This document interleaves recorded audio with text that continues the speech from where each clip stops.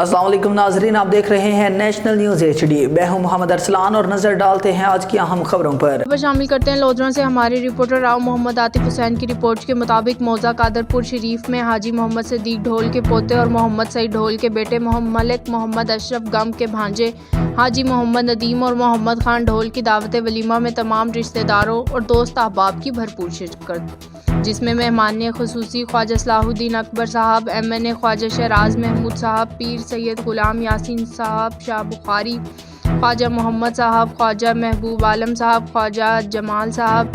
خواجہ عمار صاحب، سعید Ahmad Khan additional session جج، میلسی چودھری، غضنفر عباس گلو، محمد عمران خان گم،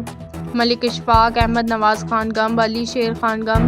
قاسم خان مغل، تنویر ڈھول، اکمل سہو چودھری، بہادر علی ڈوگر، عبدالغفور خان